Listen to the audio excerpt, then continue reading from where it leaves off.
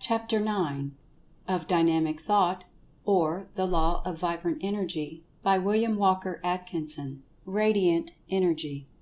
The kinds of energy are very few, although the methods of using, applying, and manifesting same are innumerable. Let us begin with one of the best known forms of energy, namely heat.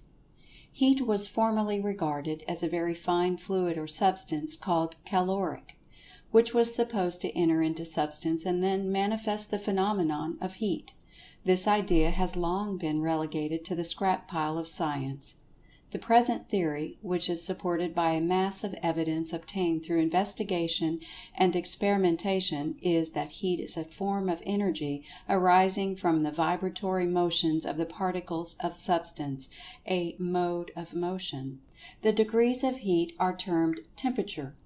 Temperature depends upon the rate of the heat vibrations of the particles of substance, either arising from the original motion of the particles, or else from vibrations or motion aroused in them by transmission from particles of other bodies of substance, these vibrations being contagious. Temperature then means the measure of the vibrations of the particles. All bodies of substance have some degree of temperature, some degree of heat vibration of its particles. Science has a pleasant scientific friction of an absolute zero at the degree of 491 below zero, Fahrenheit. But this is merely an imaginary something with which the grown-up children of science amuse themselves. When two bodies are brought near each other, the nearness being comparative, and in some cases meaning a distance of millions of miles, heat is transmitted from the warmer to the cooler body, until the temperatures are equalized. That is until the two bodies vibrate in unison. In physics we are taught that the transmission of heat may be accomplished in three ways, although the writer is of the opinion that the three ways are but three forms of one way. The first form is called conduction, whereby the vibration or heat is conveyed along a body of substance from its warmer to its cooler parts, for instance, an iron poker with one end in the fire. The second form is called convection, whereby the visible motion of heated substance moving along the air, for instance, hot air, hot water, steam, etc., either by means of pipes or by allowing them to pass freely through the air. The third form is called radiation, whereby the vibrations are believed to be transformed into waves of the ether, which will be spoken of later, in addition to what has been said on the subject in our chapter entitled The Paradox of Science. The writer thinks that a little consideration will show us that the same rule operates in all of the above cases, and that conduction and convection are but forms of radiation. For instance, in conduction there must be a few particles first set into vibration, the same gradually passing on to the others farther and farther away. Passing how? By contact, replies physics. But the particles are never in absolute contact. There always is plenty of space between them, and so there must be some kind of waves passing through the space between them, which space is not filled with air or other form of substance, but only with the ether or something that takes its place. So that, after all, conduction is but a form of radiation, and the same rule will apply in the case of convection. Heat arises from several causes, all of which, however, manifest through the vibration of the particles of the body evidencing the heat. These causes may be stated as 1. Original motion of the particles of a body of substance, arising from some workings of the law of attraction, and including motion arising from chemical action, combustion, etc. 2. From transmission or contagion from some other body of substance, the particles of which are vibrating at the rate of heat. 3. From interrupted motion, including friction, both of the moving body with the air or other substance, and the friction of a current or electricity passing through the body. In each of the above cases, the actual and immediate cause of the heat is the vibration of the particles of the substance manifesting the heat, although the transmitted vibratory waves, or the interrupted motion, friction, current, etc., may have been the instigator or provoker of such vibration. The interrupted motion, friction, or wave does not produce the heat, but merely arouses or provokes the increased vibration of the particles that really manifest the heat. At the least, remember, the heat is in the particles of the body that feels or experiences it. The vibrations of heat seem to have the properties of causing the molecules to draw further apart, and to manifest less attraction or more repulsion, whichever way one cares to express it. This moving away of the molecules tends to cause the body to increase in volume or size, and occasions what is known as expansion in substance. In this way, heat transforms solids into liquids, liquids into gases or vapors, the change being wholly a matter of the relative distances of the molecules. Magnetism is another form of energy, and is generally believed to be a part of the phenomena of electricity, if indeed not a form of electricity itself. Science knows very little about the nature of magnetism, but in a general way holds to the theory that it results from the vibration or motion of the particles of substance, as do all other forms of energy. The magnetic qualities of a body may be increased or decreased by motion affecting the relation of the molecules, which fact has been regarded as having some bearing on the theory. Electricity is a form of energy that science regards as also arising from the vibration or motion of the particles of substance. It is transmitted like heat, by conduction and radiation, the waves tending to provoke similar vibrations in the particles of substances receiving them. By many careful investigators, electricity is believed to be very closely related to the phenomenon called light, both having much in common. Science seems to be discovering new points of resemblance between them, and it is possible that in the near future they will be seen to be but varying forms of the same thing. The purposes of this book do not call for an extended consideration of the properties of electricity, the same being served by a consideration of its nature being akin to that of the other forms of energy, namely, vibration or motion in or among the particles of matter. Light is a form of energy, the study of which is of the greatest interest to science, for the reason that the field seems to be widening out continuously, and reaching out into the territory formerly thought to be the special region of electricity. And in another direction, it seems to be reaching out into the territory of heat, the latter being considered by many to be but a form of light, in its lower vibrations. In fact, the writer of this book so considers the subject, and for the purposes of this book, in latter chapters he will combine electricity, heat, and light, including also the phenomena known as the X-rays, Becquerel rays, radium waves, etc., as forms of light, the combined forms of energy to be called radiant energy. In this combination he believes that he is in line with the latest and best thought of modern science. However, he does not insist upon his readers following this idea, and so, if they prefer, they may think of each of these forms as separate and distinct, and yet not run contrary to the line of thought of the book. Light is not the simple thing that it is considered to be by the general public. It is composed of many parts, qualities, and manifestations. Its rays, when separated by the spectrum, are seen to consist of waves or vibrations of differing degrees of rate and intensity. The lower range contains the heat rays, and it is interesting to know that there are rays of heat too far down in the scale to be evidenced by human senses that may be distinguished by delicate instruments. But there are rays still further down in the scale that are known to exist, theoretically, that cannot be registered even by the finest instruments.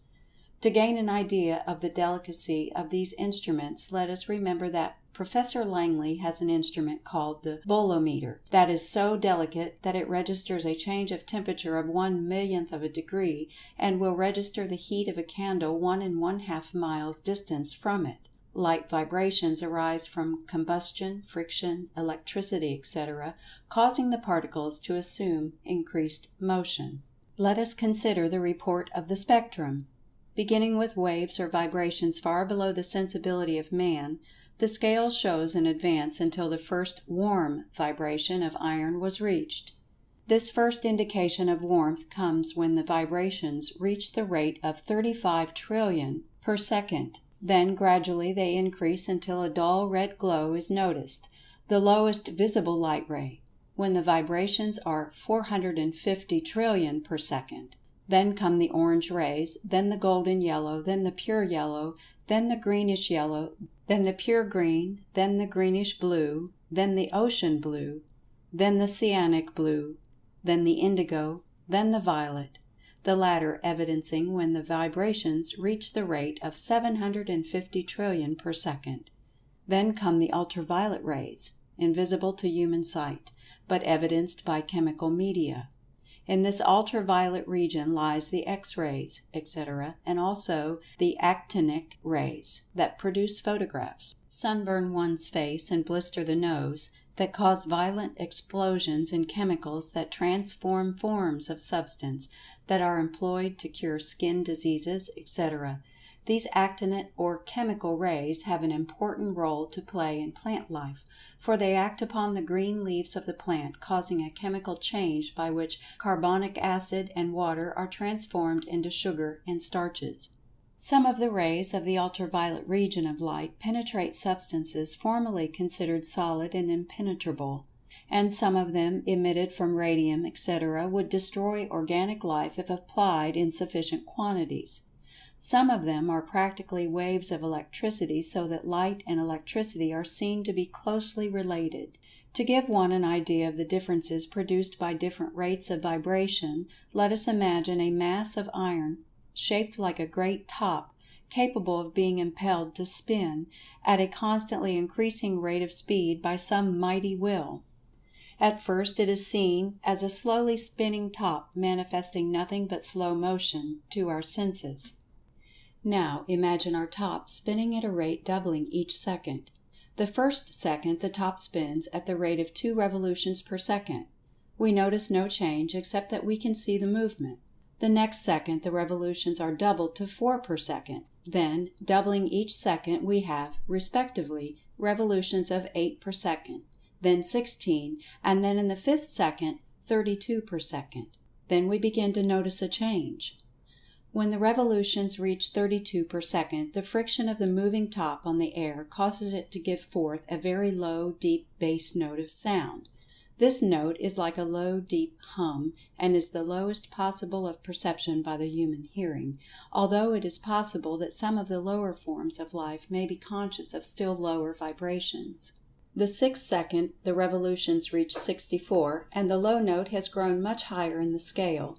The 7th second records a rate of 128, and the note has correspondingly increased. Then, as the seconds pass, we have successively 256, 512, 1024, 2048, 4096, 8192, 16,384, 32,768, the latter in the 15th second, and representing the highest note recognizable by the human ear, although it is believed that some of the lower animals may recognize sounds too acute for our sense of hearing. During this increase in revolutions from the 5th second to the 15th, the sound note has risen rapidly in the scale from the low sullen hum on through the notes of the musical scale and beyond the range of instruments, until the shrillness becomes so intense as to be almost unbearable, and finally terminating in a shrill, piercing shriek like the squeak of the bat, only long drawn out. Then, from the termination of the sound, by reason of the rate of vibration having become too high, silence reigns for 30 seconds. Absolute silence, in spite of the rapidly increasing rate of vibrations, in fact, because of it. When the 45th second is reached, and the revolutions have reached the rate of 35,184,372,088,832 per second, our top begins to emit heat rays increasing each second.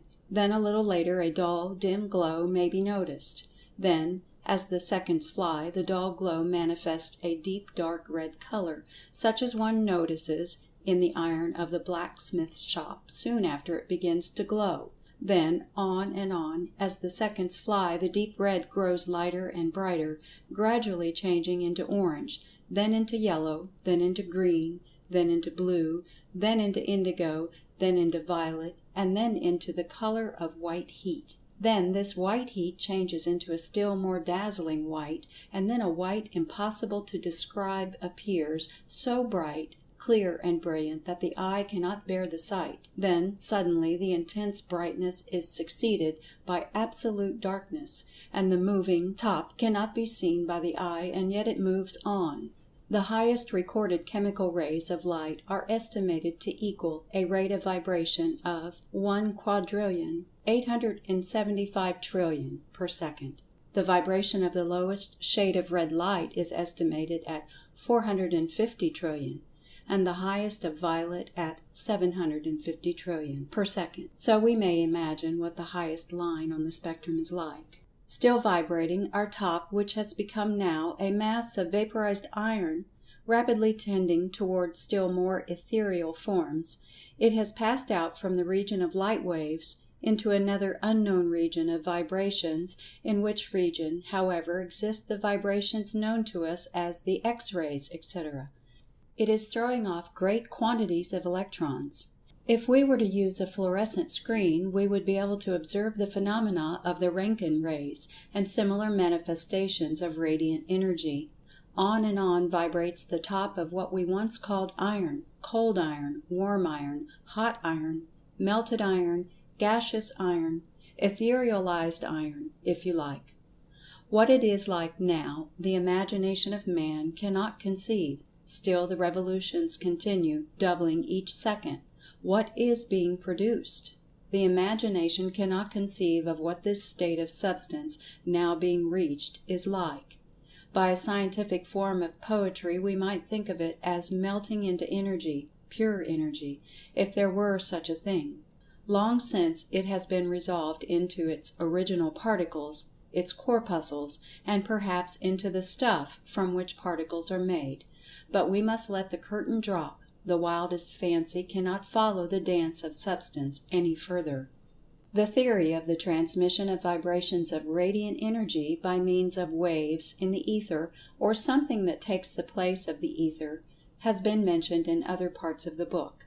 Referring again to it, the writer would say that he thinks it's probable that the waves, coming in contact with the countless corpuscles in the Earth's atmosphere, communicate a high rate of motion to them, the result being that they take on the vibrations immediately and pass along with the wave current. The result being that much that we consider as waves of light, heat, and electricity are but streams of these corpuscles in which vibrations have been awakened by the waves. This idea will help to explain some of the phenomena of light which seemed more understandable under the old light corpuscle theory of Newton than under the wave theory of recent years. The idea is advanced merely for the purpose of setting down the thought, for it plays no important part in the theory of the book. Another matter that should not be overlooked in connection with light and heat and electricity is that particles absorb or catch the vibrations in different degrees, their receptivity depending upon their particular vibratory mode or custom of their kind. If unable to absorb the vibrations, they reflect them. Substance of any particular kind absorb heat in the degree of its atomic weight. In the next chapter we shall learn something of the law of attraction, that wonderful law that makes possible any motion or radiant energy. End of Chapter 9.